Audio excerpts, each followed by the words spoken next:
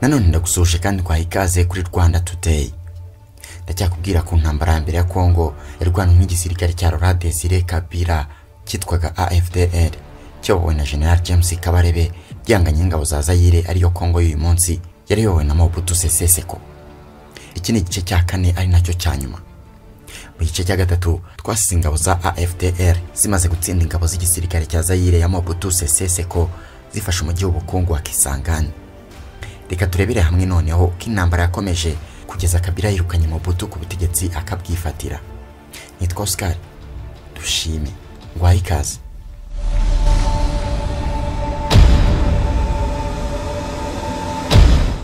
Gufatwa kwa Kisangani byatumye buri wese na Marshal Mobutu arimo ndetse n'ibyegera bye byose bose batungwe no kumva ko Kisangani yafashwe. General James Kabarebe wari uyoboye ingabo zigaruriye umujyi wa Kisangani arabyibuka neza igihe yigaruriraga Kisangani ndetse n'ibyo yabonye. Yabwiye El Tahir aho yagize ati Ikisangani nibwo twamenye ko Mobutu nta gisirikare afite kubera ko mu bice bya Watsa na Isiro twarwanye n'abacancu. Muri Kisangani hari ingabo nyinshi za Mobutu zahise zimanika amaboko nta no kurwana. Bari hafi 2000 n'ibihumbi 3. Gufatwa kwa Kisangani byari igikuba gicitse mu isi yose by'umwihariko mu nshuti za Mobutu nk'Abafaransa. Wamenyesheje Abafaransa ko Kisangani ifashwe ni Robert Bourgi, umunyamategeko wa Perezida Mobutu, nyuma yo guhamagara Dominique wari umunyamabanga mukuru w'ibiro bya Perezida w'Ubufaransa. Umufaransa Dominique yasubije Bourgi ati katubayeho. Ikisangani Kabila yakiriwe nk'umwami, abaturage bamwishimiye cyane, maze nawe nk'umuntu washaka kugikinshasa muri stade Kisangani anagira amahirwe akomeye cyane atari gupfusha ubusa kuko intumwa y'umuryango w'abibumbye Mohamed Sainoun yari aho ngaho muri stade. Maze Kabila wari uzi neza icyo yakoresha umwanya nk'uwo ko kubaza abaturage bose ati ni bande bifuza ko tugikinshasa. Abaturage bose bari barabaye mu gitugu n'ikandamizwa rya Mobutu bahise bavugira rimwe mu rusaku rwinshi bati nimukomeze mugikinshasa. Ku mihanda hose inyishyamba za AFDL zari zabaye abacunguzi ba Zaire. General James Kabarebe wari uri muri stade igihe abaturage baririmbaga bishimye banasaba ingabo yarayoboye kugikinshasa. W'ibi byishimo by'abaturage yabibonyemo ikindi kintu nk'umusirikare w'umurwanyo uhambaye kandi unaribonye ntagereranwa warwanya intambara nyinshi zo gukuraho ubutegetsi n'abanyagitugu benshi mu myaka myinshi.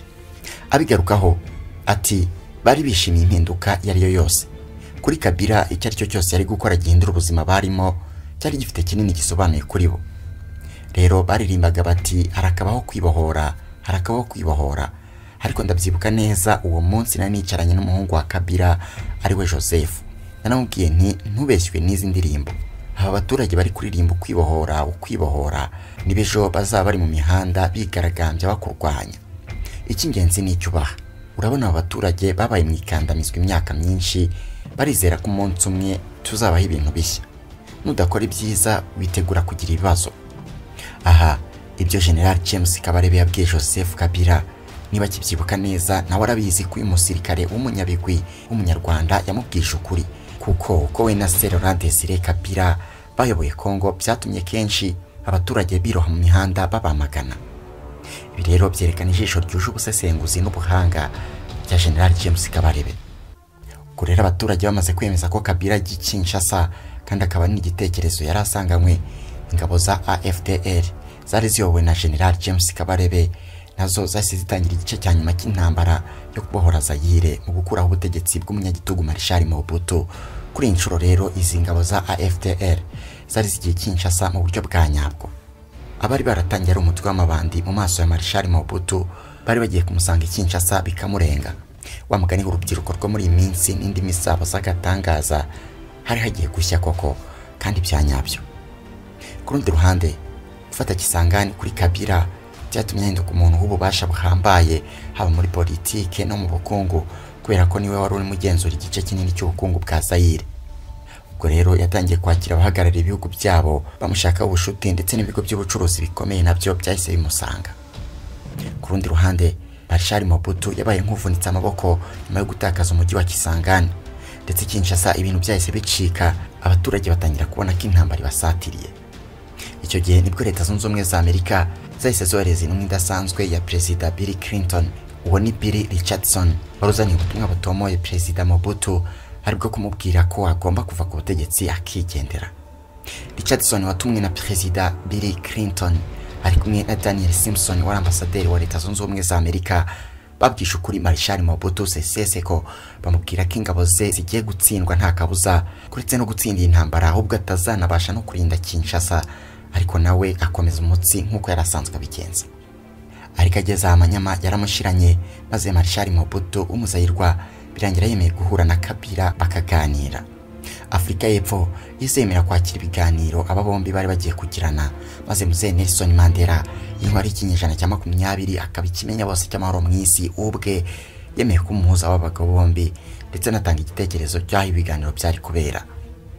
Nuko rero mu kwa gatandatu ku 1997 Marshal Mobutu yerekeje muri Afrika y'Epfo, ariko Kabila we abanza kugorana, ariko nyuma za kuza mu ijoro cyane, maze imishyikirano y'aba bombi irangira nta kigezeho, kuko Mobutu yanze kuva ku butegetsi, Kabila nawe yanga kureka kwigarura Kinshasa, ahubwo bombi bakomera ku bitekerezo byabo, basa naho bemeranije ko bazakizwa na mbuga, maze igitekerezo abanyamerika bari bafite cy'uko Mobutu yarekura ubutegetsi ku neza kiba kiranze, ahubwo buri wese atega amaso intambara.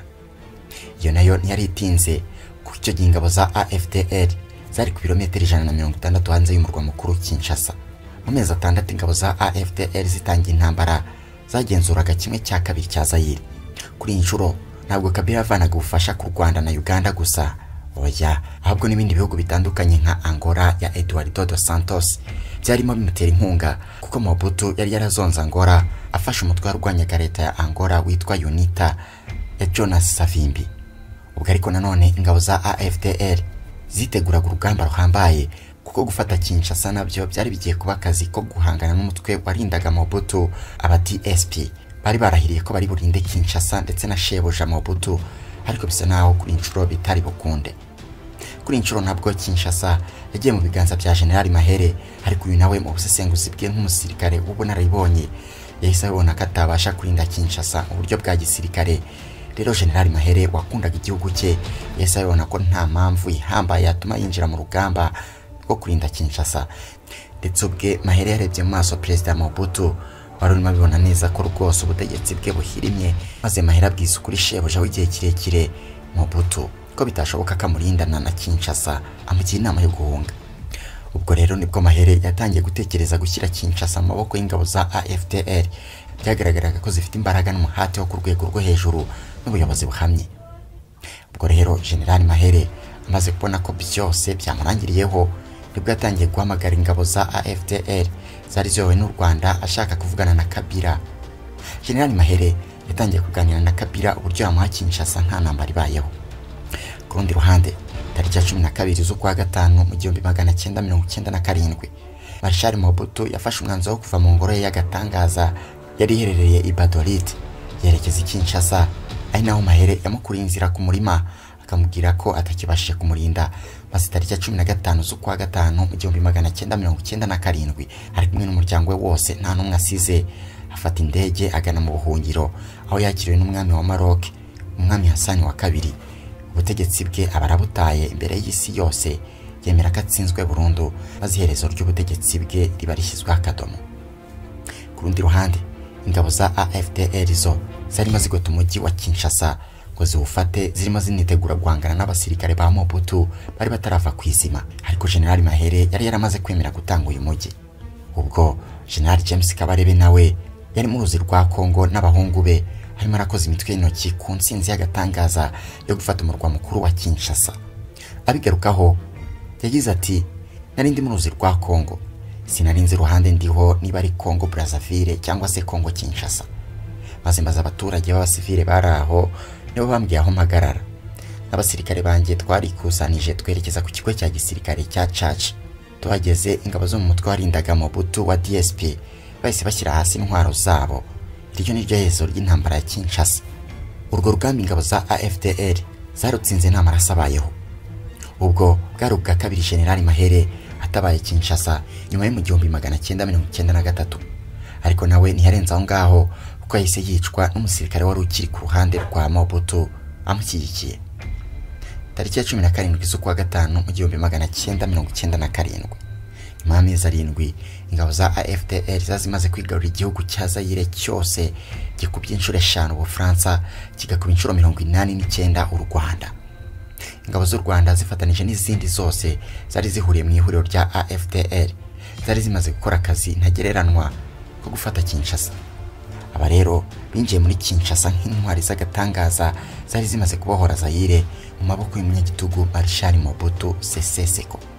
Abaturage b'Abanyekongo bari bishimye bitavugwa kubera ko batekerezaga ko umunyagitugu avuyeho noneho agiye kuza umutegetsi mushya uzaha Abanyekongo ibyo bari banyotewe.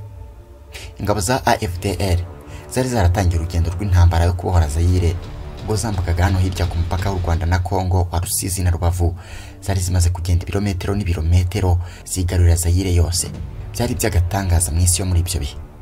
General James Kabarebe wari umaze kugera kuri icyo gikorwa gihambaye yamagaye Laurent Désiré Kabila wari uri Lubumbashi amubwira ko intambara irangiye Kinshasa iri mu maboko yabo. I Lubumbashi Laurent Désiré Kabila akimara kuva mu byishimo byo gutsinda intambara yise atangaza ko igihugu gihinduriwe izina kikavanwa ku izina rya Zaire kikitwa Repubulika Iharanira Demokarasi ya Kongo nkuko kizwe munsi, ndetse anatangaza ko ari we perezida mushya wa Repubulika nshya yari ivutse igihugu cyari gifite izina rishya. I Kinshasa ingabo za AFDL zose zitegura kuza kwa perezida mushya aturuka i Lubumbashi maze mu mutekano uhambaye. Laurent Désiré Kabila yageze i Kinshasa nyuma y'iminsi 5 mu ishusho y'umucunguzi w'igihangange wacunguye igihugu cyose, arangije ategura ibirori byo kurahirira inshingano nshya zo gutegeka iki gihugu nka perezida mushya, ndetse uba n'umunsi w'ibirori byo gushimira bamufashije gukuraho Mobutu. Kuko uretse u Rwanda rwakoze byinshi mu ntambara yo gukuraho Mobutu ku butegetsi, ariko hari n'ibindi bihugu byinshi byari byaratanze ubufasha ntagereranwa kugira ngo urwo rugamba rugende neza. Muri stade Rutura ya Kamanyora yari imanitsemo idarapo rishya rya Kongo Kinshasa.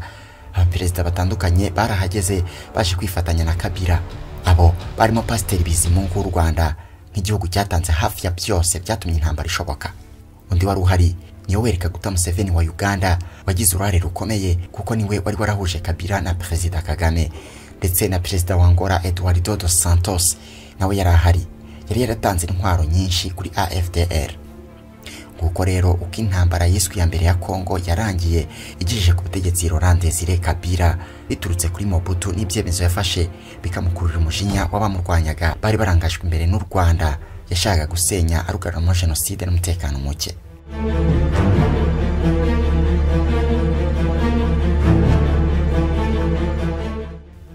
Mobutu warwishigisha akanarusoma yapfuye nyuma y'amezi 4 gusa ahunze, aho yaguye Rabat muri Maroc azi indwara ya kanseri ya prostate. Hari ku itariki ya 7 z'ukwa 9 mu 1997 inkuru ye nawe irangiriraho. Nanjye nuko nsoje igice cya 4 cy'intambara ya mbere ya Kongo, ari nacyo cya nyuma kuri yo. Shimye mwese twabanye kuva mu gice cya mbere kugeza n'uyu munsi. Mwakoze gukurikira Rwanda Today. Nitwa Oscar. Dushime naho utaha. Imana ibarinde.